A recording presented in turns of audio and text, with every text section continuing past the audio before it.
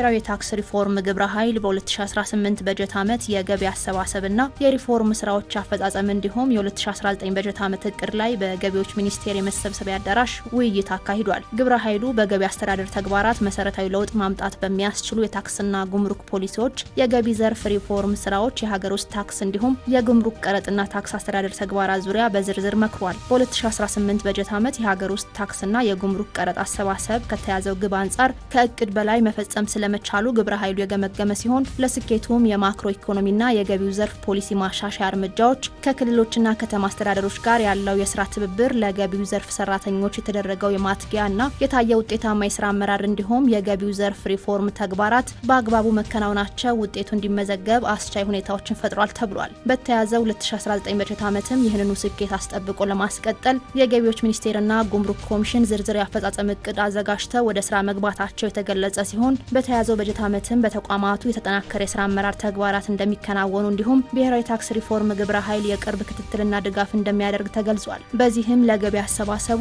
አጋዥ የሆኑ የታክስ ስሌት፣ የአገልግሎት ኦዲት፣ የታክስ ኦዲት፣ የኢንቨስቲጌሽን ኦዲት፣ የታክስ አስተዳደር፣ የስጋት ስራ አመራር ስርዓት፣ የጉምሩክ ዋጋና ታሪፍ የማውጣት ስራዎችን ወቅታዊ ማድረግ፣ የዘመናዊ ቴክኖሎጂ ልማትና አስተዳደር አዳዲስ ታክስ ከፋዮች ወደ ታክስ ስርዓቱ እንዲገቡ ክትትልና ድጋፍ ማድረግ፣ የታክስ ደረሰኝ ሎተሪ ስርዓትን ወደ ስራ ማስገባትና ሌሎች የታክስ አስተዳደር ተግባራት በትኩረት ይሰራሉ ተብሏል። ከዚህ ጎን ለጎንም የግብር ከፋዮች፣ አስመጪዎች፣ የላኪዎችና የጉምሩክ አስተላላፊዎችን መረጃ ማጥራት፣ የግብር ከፋዮችን የአገልግሎትና የእርካታ ደረጃ ማሳደግ፣ የገቢ መሰረቶችን መለየትና ማስፋት፣ ኮንትሮባንድና ንግድ ማጭበርበርን በብቃት መከላከል እንዲሁም የተያዘውን የገቢ እቅድ በተመለከተ ደረጃ ማሳካት ብሔራዊ ታክስ ሪፎርም ግብረ ኃይሉ በዋነኝነት ያስቀመጣቸው የትኩረት አቅጣጫዎች ሆነዋል። የብሔራዊ ታክስ ሪፎርም ግብረ ኃይሉ ከጠቅላይ ሚኒስትር ጽህፈት ቤት፣ ከገንዘብ ሚኒስቴር፣ ከፕላንና ልማት ሚኒስቴር፣ ከገቢዎች ሚኒስቴር እንዲሁም ከጉምሩክ ኮሚሽን በተውጣጡ ከፍተኛ አመራሮች የሚመራ ነው።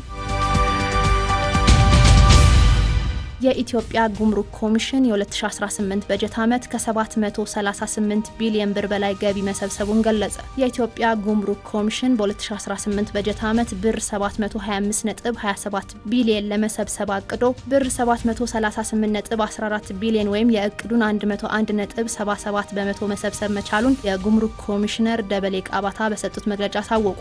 አፈጻጸሙ ከባለፈው ዓመት ተመሳሳይ ወቅት ጋር ሲነጻጸር የብር 322.42 ቢሊዮን ወይም የ77.56 በመቶ ብልጫ እንዳለውም ተናግረዋል። ባለፉት ዓመታት የገቢ እድገቱ በየዓመቱ መጨመሩን ያስታወሱት ኮሚሽነሩ ተከታታይ የሪፎርም ስራዎች መሰራታቸው፣ ጠንካራ የድጋፍና የክትትል ስርዓት መኖር፣ ፈጣን ቀልጣፋና ፍትሃዊ አገልግሎት መሰጠቱ፣ የስጋት ስራ አመራር ስርዓትን በመከተል የንግድ ማጭበርበርን መከላከልና ቅንጅታዊ አሰራርን ጨምሮ የኮንትሮባንድ መከላከል ስራዎች ተጠናክረው መቀጠላቸው እንዲሁም ለአመራሮችና ለባለሙያዎች የተሰጡ የአቅም ግንባታ ስራዎች ለገቢ አፈጻጸሙ ከፍተኛ ውጤት መመዝገብ አስቻይ ሁኔታዎች መሆናቸውን በመግለጫው አንስተዋል። ስራዎች በሚከናወኑበት ወቅት እስከ ህይወት መስዋዕትነት በመክፈል ለኮሚሽኑ አፈጻጸም ስኬት በሁሉም ዘርፍ አስተዋጽኦ ላደረጉ አካላት ኮሚሽነሩ ምስጋናቸውን አቅርበዋል።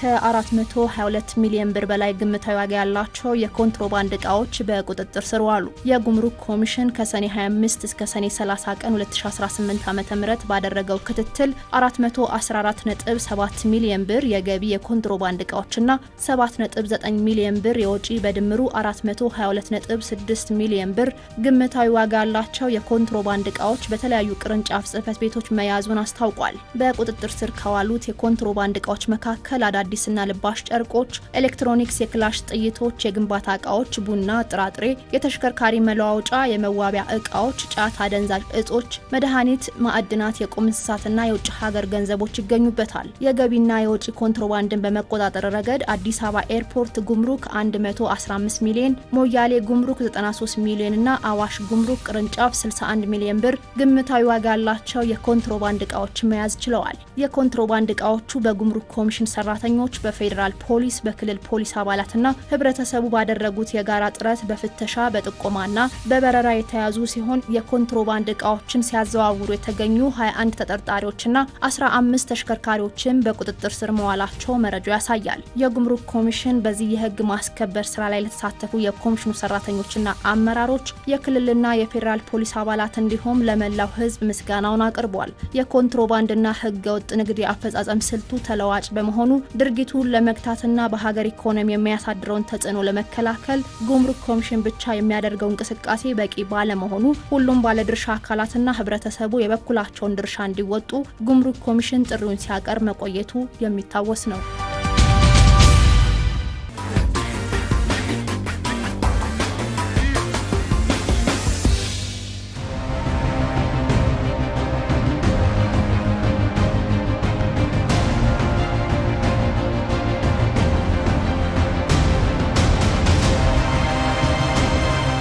ጉምሩክ ኮሚሽን በኢትዮጵያ በሁሉም አቅጣጫዎች ሀገራዊ ኃላፊነቱን እየተወጣ የሚገኝ ተቋም ነው። በተለይም የኮንትሮባንድ እንቅስቃሴን ከመቆጣጠር አኳያ ሚናው እጅጉን የጎላ ነው። በድሬዳዋ ጉምሩክ ቅርንጫፍ የደወሌ መቆጣጠሪያ ጣቢያ አንዱ ምሳሌ መሆን የሚችል ነው። ጣቢያው የጉምሩክ የአገልግሎት ስነ ስርዓቶችን ከማስፈጸም በዘለለ ገቢና ወጪ የኮንትሮባንድ ፍሰትን ይከላከላል። በተለያዩ አማራጮች ወይም ደግሞ በተለያዩ ዘዴዎችን ወደ ሀገራችን ወደ ድንበር ተሻግሮ ወደ ሀገር ውስጥ መግባት ይሞክራሉ።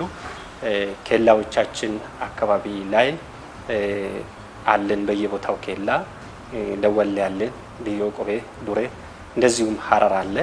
አቋርጦ የሚመጡትን ቁጥጥር የምናደርግበት ሁኔታዎች አሉ። ሰፊ ኮንትሮባንድ ኤሪያ የሚንቀሳቀስበት ነው። ኤሪያው መንገዱ ጂኦግራፊካል አቀማመጡ ለተሽከርካሪ ምቹ ነው። ለማስገባት የሚመችበት ሁኔታዎች አሉ ማለት ነውና እኛ ደግሞ በቁጥጥሩ የምናደርገው በበረራ ኬላዎቻችን ላይ ያሉ ከፌደራል ፖሊስ ጸረ ኮንትሮባንድ ጋር በቅንጅት በመስራት በረራ የምናደርግበትና ቁጥጥር የምናደርግበት ሁኔታዎች አሉ ማለት ነው። የምንሰራቸው ስራዎች ምንድናቸው? ወደ ሀገር የሚገቡ ገቢ እቃዎችን እና ከሀገር የሚወጡ ወጪ እቃዎችን እንዲሁም ተላላፊ እቃዎችን ወደ ጎረቤት ሀገር የሚተላለፉ ተላላፊ እቃዎችን የትራንዚት ስነ ስርዓታቸውን መፈጸማቸውንና በተነሱበት አኳኋን ወይም ደግሞ ከዚህ የተነሱበትን ሁኔታ ለመዳረሻ ቦታዎች መግለጽ ማሳወቅ ስራዎችን እንሰራለን። በሰነድ ከተገለጸው ውጪ የሚመጡ እቃዎች ካሉ በሰነድ ሽፋን የሚመጡ እቃዎችንም እንይዛለን፣ እንቆጣጠራለን። ሌላ የህግ ማስከበር ስራዎችንም እንሰራለን። ጎን ለጎን ወጪና ገቢ ኮንትሮባንዶችን ክትትል በማድረግ ማለት ከሰነድ ውጪ ኮንትሮባንድ በጫካ የሚገቡ የሚወጡ አሉ። እነሱን የመከታተል የመያዝ ስራዎችን በደንብ እንሰራለን።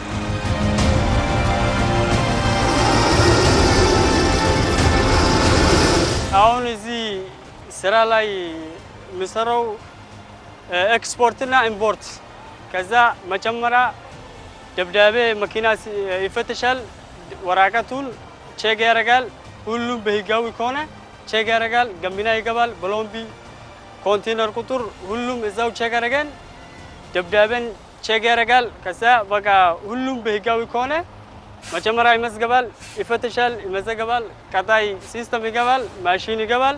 እንደዛው ቀጣይ ሌላ ጣቢያ ይደርሳል። በዚህ ኤሪያ በስፋት ኮንትሮባንድ እንቅስቃሴዎች አሉ፣ ፍሰቶች አሉ። ሰፊ ኤሪያ ነው ያዙ ማለት ነው ኮንትሮባንድ። ስለዚህ በተለይ ከወጫሌ ጀምሮ ከቦረማ ጀምሮ በስፋት ደንበል ወረዳን ሶማሌ ክልልን ተሻግሮ ወደኛ የሚመጡ ኮንትሮባንዶች አሉ። እንዲሁም ደግሞ ቀጥታ ከጅቡቲም ተነስቶ እነዚህ ስክራፕ ብረቶች የተለያዩ አይነት እንትኖች ድንበራችንን ተሻግሮ የሚገቡበት ሁኔታዎች እና ቁጥጥር ስር የምናውለባቸው ሁኔታዎች አሉ። ስለዚህ በዚህም በዛም በስፋት ያው ተገላጭነቱ ያለና ለመከላከልም ጥረቶች እየተደረጉ ውጤቱም እየተገኘበት ያለበት ሁኔታ አለ ማለት ነው። የደወሌ ጣቢያ ከጅቡቲ መስመር የሚመጡ የኮንትሮባንድ እንቅስቃሴዎችን በመቆጣጠር ወደ ሀገር የሚገቡ እቃዎችን ይይዛል። የወጣቶችን ደህንነት አደጋ ላይ የሚጥሉ እንዲሁም ህፃናትን የሚጎዱ ከፍ ሲል ህዝብን ከፍተኛ ስቃይ ውስጥ የሚከቱ እቃዎች በጣቢያው ይያዛሉ። ገቢ ኮንትሮባንድ ላይ ያው ሰነድን ሽፋን በማድረግ የሚገቡ እቃዎች ይኖራሉ። እነሱ ላይ ከፍተኛ ቁጥጥር እናደርጋለን። ከሰነድ ውጭ ያሉ ነገሮች ካሉ ከመዳረሻ ጣቢያው ጋር በመነጋገር አሳጅበን በመላክ የተገኙ ግኝቶች አሉ። እነዛን ስራዎች እንሰራለን። ብዙ ጊዜ የኤሌክትሮኒክስ እቃዎች ምናምን በብዛት ይያዛሉ። ግን እቃዎቹን እዚህ ፈተን አናወርዳቸው መዳረሻ ቦታው ድረስ እንዲደርስ ነው የምናደርገው። አብዛኛውን እቃ የትራንዚት ጅማሬ ስለሆነ እዚህ መዳረሻ ደግሞ ጉምሩክ ይኖራል። የተፈቀደለት ቦታ አለ። እዛ ቦታ ላይ ሲደርስ ምን እንደተገኘ ክትትል እናደርጋለን። በጣም ቻሌንጆች አሉ ማለት ነው እና ቻሌንጆቹ ኮንትሮባንዲስቶቹ በጦር መሳሪያም ጭምር በታጀበ የሚያጓጉዙበት ሁኔታዎች አሉ። አንዳንድ ቶክስ ጭምር የሚያጋጥማቸው ሁኔታዎች አሉ። እዛ አካባቢ ከደረሱ በኋላም አንዳንድ ኮንትሮባንዲስቶች ወጣቶቹን በማሰማራት የሚያደርጉት ጥረቶች አሉ።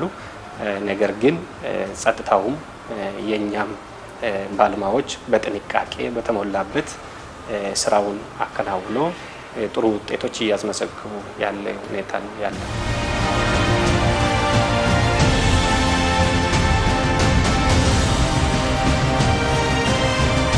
ወጪ ዕቃ ላይ በተመለከተ ግን አብዛኛው የሚወጣው በወጪ ዕቃ በኩል ጫት ነው። ጫት በብዛት ይወጣል። እሱን ተከታትለን እንይዛለን። ጫት ወጣ ማለት በቀጥታ የሀገር የምታገኘውን ዶላር ያሳጣል። ስለዚህ እሱ ላይ በደንብ ስራዎችን እንሰራለን። እቃዎችን ስንመለከት ያው የተለያየ ለሀገራችን እድገትም ደህንነትም በጣም ጉዳት ያሉት የሚያደርሱ እቃዎች ናቸው የሚገቡት። በተለይ ከጤና ጋር ተያይዘን እሱን ብቻ ካየነው ጤና ላይ ጎጂ የሆኑት ኮንትሮባንድ እቃዎች ባይዘው እንደምታወቀው ብዙ ውጣ ውረድ አልፎ የሚመጣ ነው። ባህር ላይ በረሃ ውስጥ ሻግሮ ውጣ ውረድ ብዙ ችግሮች ደርሶበት የሚመጡ እቃዎች ናቸውና ወተት፣ የህፃናት ወተቶች አሉ። እንዲሁም የአዋቂውም የተለያዩ አልባሳቶች አሉ። ሳልቫጅ አልባሳቶች አሉ። ብዙ ችግር ያለባቸው የህፃናት ወተቶች ጊዜ ያለፈባቸው ጤንነቱ ያልተረጋገጠ ምርቶች ናቸው የሚገቡትና ትልቅ ጎጂ እንትኖች ላይ የሚደርሱ ያ ባይቆጣጠር ኖሮ ሙሉ በሙሉ ህፃናቶች ላይ ሌሎችም ሰው ልጅ ላይ ችግር የሚፈጥሩ ጤና ችግር የሚፈጥሩ እቃዎች ምርቶች ናቸው በብዛት እየገቡ ያሉት። ድንበር አካባቢ እንደመገኘቱ የፍተሻ ጣቢያው ወሳኝነት በቀላሉ የሚታይ አይደለም። እንደ ሀገር ኢትዮጵያ ካሏት ተጠቃሽ በሮችም አንዱ ነው። በዚህም ምክንያት የሀገር ጥቅምና የህዝብ ደህንነትን ለመጠበቅ የሚያስችል ጣቢያ ነው። እንደ ሀገር ትልቅ ነው የሚለው ማለት ትራንዚቱን ማሳለጥ ስራ ነው የሚሰራው በዋናነት። ከዛም ጎን ለጎን ደግሞ የቁጥጥር ስራ ይኖረዋል። ትራንዚት ከሌለ ገቢ ዕቃ ላይ ታክስ መሰብሰብ አችልም። ወይም ደግሞ ክፍት ብታረገው አሁን ይሄ ጣቢያ ባይኖር ምን ሊሆን ይችላል? እቃዎች እንደፈለጉ ይገባሉ። ለሀገር መሰብሰብ ያለበት ቀረጥና ታክስ በአግባቡ ላይሰበሰብ ይችላል። ስለዚህ የዚህ ጣቢያ መኖር ወይም ደግሞ የዚህ ጉምሩክ ቦታው ላይ መኖር ምንድነው ጥቅሙ? አንደኛ እቃዎች በተፈቀደላቸው መስመር እና ጊዜ እንዲሄዱ ያሳልጣል። ተቀላቅለው የሚመጡ ነገሮች ካሉ ደግሞ በደንብ ይይዛል። ስለዚህ ትልቅ ነው የሚለው ለሀገርም ለነጋዴውም ነው የሚሰራው። በሁለቱም ሳይድ ነው የሚሰራው። እንደ ድሬዳዋ ቅርንጫፍና በቅርንጫፉ ስር ያለው የደወሌ ፍተሻ ጣቢያ የፍተሻ ሂደቶችንና አገልግሎት አሰጣጡን ለማዘመን ቴክኖሎጂ ዋነኛ መሳሪያ ሆኖ ይሰራበታል። ዘመኑ ባፈራቸው የቴክኖሎጂ ውጤቶች በመታገዝ ፍተሻ ይከናወናል፣ ሰነድም ይረጋገጣል። ከኬላዎቻችን ስንነሳ ስካኒንግ ማሽን አንዱ ቴክኖሎጂ ውጤት ነው። ይሄ ስካኒንግ ማሽን እቃዎች ዲክሌር በተደረጉት ልክ ወይም ደግሞ በፓኪንግ ሊስቱ ላይ በተገለጸው ልክ በእቃው ልክ ነው ወይ አይደለም የሚለው ስካን ተደርጎ አናላይዝ ተደርጎ በባለሙያ የሚለይበት ሁኔታዎች አሉ ማለት ነው እና ሌሎች ህጋዊ እቃዎች ጋር ተቀላቅሎ የተጫነ ነገር ካለ ተደበቀ ነገር ካለ በስካኒንግ ማሽን ብዙ እቃዎች የተያዙበት ሁኔታዎች አሉ ማለት ነው። የደረት ላይ ካሜራ በደንበኛውና በአስተናጋጁ ወይም በጉምሩክ ኦፊሰሩና በሹፌር መካከል ያለውን ንግግር ምን እንደሆነ አሰራሩስ ምንን ተከትሎ እንደሚሰራ ቼክ የሚደረግበት አንዱ የመቆጣጠሪያ ዘዴ ነው። አንደኛ ያላግባብ እንዳይቆም ያደርገዋል። ማለት ተገቢ ባልሆነ ሁኔታ ቆሞ ጊዜውም ሰዓቱም እንዳያልቅ በተገቢ ሁኔታ ስራውን እየሰራ መሆኑን እንቆጣጠርበታለን ሰራተኛ።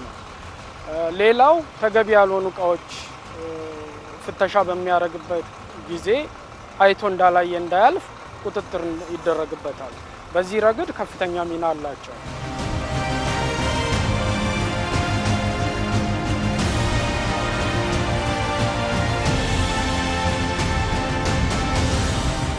ሲሲቲቪ ካሜራዎች በየቦታዎች አሉ ማለት ነውና ሲሲቲቪ ካሜራ አንዱ ቅድም እንዳልኩ ስካኒንግ ማሽንም ሲሲቲቪ ካሜራ ለቴክኖሎጂው ለአገልግሎትም ለቁጥጥሩም እኩል የሚራመድበት ሁኔታዎች አሉ ማለት ነውና ካርጎ ትራኪንግም የምንጠቀምበት ሲሲቲቪ ካሜራ፣ ስማርት ጌት፣ ባርኮድ እነዚህ ቴክኖሎጂዎች በስፋት የምንጠቀምበት ሁኔታዎች አሉ ማለት ነው። እነዚህ ለትራንዚቱም ለኮንትሮባንድ መከላከሉ ለገቢና ወጪው በጣም አጋዥ የሆኑ የቴክኖሎጂ መሳሪያዎች ናቸው ማለት ነው። ስካኒንግ ብዙ አድቫንቴጅ ሰጥቶናል። ወደ ሀገር የሚገቡትን እቃዎች እያንዳንዱን ኢሜጅ በማንሳት በመተንተን ምን ከሰነዱ ጋር ይሄዳል ወይ ወውነት ዲክሌር ያደረገን ነው እያስገባ ያለው የሚለውን ስካን ውስጥ ገብቶ ታይቶ ተረጋግጦ ጥርጣሬ ካለው ደግሞ ኤሌክትሮኒክ ካርጎ በመጠቀም እንዲገባ እያደረግን ያለ ነው። ኢትዮጵያ ከፍተኛ የኢኮኖሚ እንቅስቃሴ የምታደርግበት የድሬዳዋ ጉምሩክ ቅርንጫፍ በብቸኝነት የኮንትሮባንድ እንቅስቃሴን መግታት አይችልም። በርካታ ባለድርሻ አካላት ሊሳተፉበት ይገባል። በተለይም ህብረተሰቡ ኮንትሮባንድን የሚጠየፍ ሊሆን ይገባል ይላሉ የስራ ኃላፊዎቹ በመልእክታቸው። ደንበኞቻችን በዚህ መስመር ወይም በዚህ ኮሪዶር ብትመጡ ቀልጣፋ የሆነ መስተንግዶ ለመስጠት 24 ሰዓት ስራዎችን በመስራት ላይ ያለነው በ3 ሽፍት። ስለዚህ በማንኛውም ሰዓት በማንኛውም ጊዜ ሰነዶችን ሞልታችሁ አስፈላጊውን የሆነ የጉምሩክ ስነ ስርዓት ጨርሳችሁ ከመጣችሁ መንገዳችን ክፍት ነው፣ በራችን ክፍት ነው። የሚያጋጥሙ ችግሮች ካሉ ደግሞ እየተነጋገርን የምንፈታበት ሁኔታ ስላለ ኑ ነው የምንለው። ከእኛ ጋር በመሆን ከጸጥታ ኃይሉ ጋር በመሆን የኮንትሮባንድ መከላከል መቻል አለብን። ሌላ አገር ቆሻሻ መራገፊያ ማጠራቀሚያ መሆን የለብንም። አገራችን ክብር ነው ያላት። በክብርነቷ መጠበቅ መቻል አለብን። እድገቱ መቀጠል መቻል አለበት። ዛሬ ኮንትሮባንድ በሩን ከከፈትና እቃው ከገባ እኛ ኢኮኖሚ ይሞታል። ኢንዱስትሪያችን ማምረት አይችልም። ኢንዱስትሪና ፋብሪካዎቹ ከሌሉ ኢንቨስትመንቱ ከሌለ እኛ ልጆች ደግሞ ነገ የሚሰሩበት ቦታ አይኖርም። ስራ አጥነት ይስፋፋል። ስለዚህ አገራችንን እየጎዳን መሆኑን ራሳችንን እያጠፋ መሆኑን ትውልዱን እየገደልን መሆኑን ሰው ተገንዝቦ ወደ ራሱ አምጥቶ ችግሩን ከኛ ጋር ሆኖ መከላከል መቻል አለበት። ባለድርሻ አካላትም ህብረተሰቡ ከጉምሩክ ጎን ሆኖ የኮንትሮባንድ አስከፊ ነው፣ ኢኮኖሚ ላይም አገር ላይ ማህበረሰቡ ደህንነት ላይ አደጋ ስላለው ይሄንን በጋራ መከላከል እንዳለብን ይሰማኛል። ህዝቡ፣ ባለድርሻ አካላት፣ ጸጥታ አካላት ከጉምሩክ ጎን ሆኖ ብቻውን ጉምሩክ አይወጣም። ህብረተሰቡ እስከዛሬም የምንሰራው ህብረተሰቡ ድጋፍ የአስተዳደር የአካባቢ መስተዳደር አካላት የጸጥታ አካላት ድጋፍ እንፈልጋለን ማለት ነው።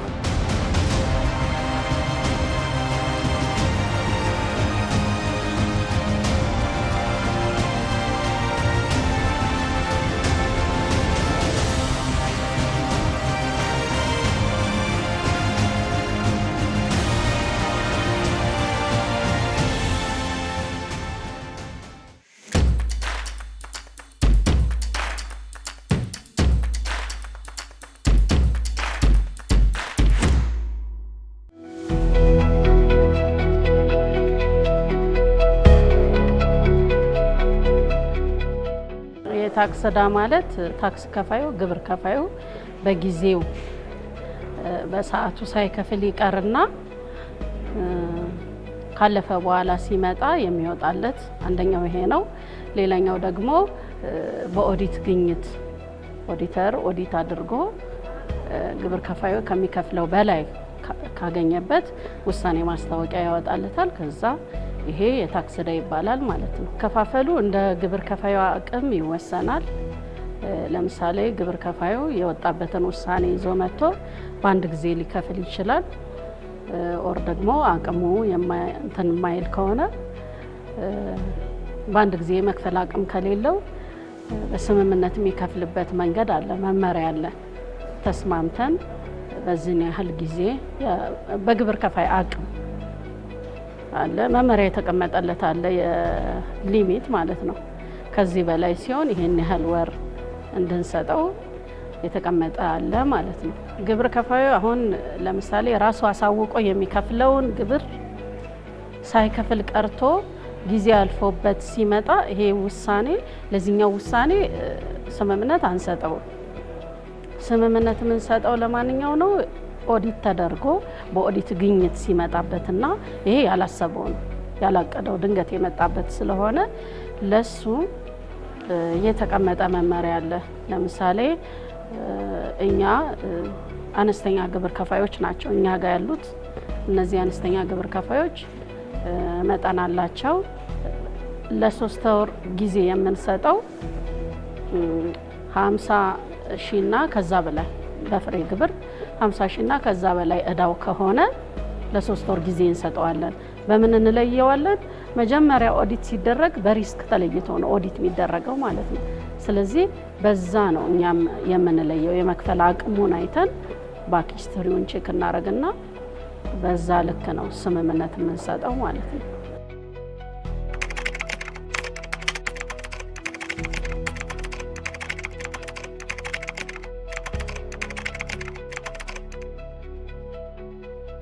ውሳኔውን ወስዶ የታክስ ዕዳ ከተባለበት ጊዜ ጀምሮ ውሳኔውን ግብር ከፋይ ፈርሞ ከወሰደበት ቀን ጀምሮ ነው መቁጠር ምን ጀምሮና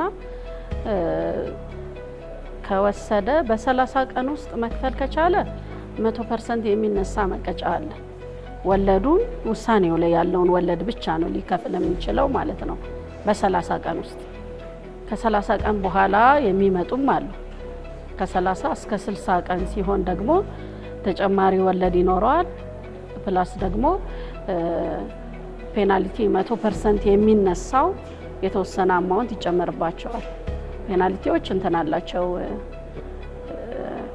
በመመሪያው መሰረት በአዋጁ መሰረት መካከለኛ ከፍተኛና ዝቅተኛ የሚባሉ መመሪያዎች ማን ነው ፔናልቲዎች አሉ እነዚህ መንቀጫ በ30 ቀን ውስጥ ግብር ከፋይ መጥቶ የሚከፍል ከሆነ በዝቅተኛ ደረጃ የመደብነው መቀጫ 100% ሊነሳለት ይችላል ወለድም ውሳኔው ላይ ያለውን ወለድ ብቻ ነው የሚከፍለው ከዛ በኋላ ከ30 እስከ 60 ቀን ባለው ሲመጣ ደግሞ እቺ በዝቅተኛ ደረጃ ላይ የምትመደበው መቀጫ 10% ትከፈላለች ወለድ ደግሞ ተጨማሪ ወለድ ይጨመርበታል ሌላው በስምምነት የሚከፍለው ነው በስምምነት ሲከፍል ተጨማሪ ወለድ አለ ግብሩን ከፍሎ እስከሚጨርስበት 6 ወር ብንሰጠው ለ6 ወር ቢቀመጥ ያ እዳ ማን ነው ታክስ ፍሬ ግብሩ ምን ያህል ወለድ ሊወልድ ይችላል የሚለውን ካልኩሌት አድርገን ነው አለው ተጨማሪ ወለድ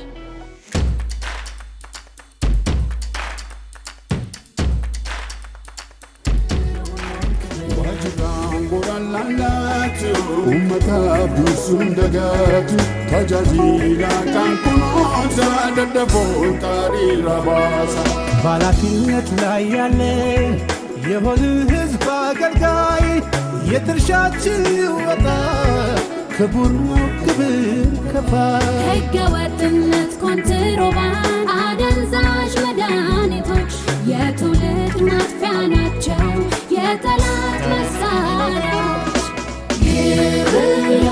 ግብር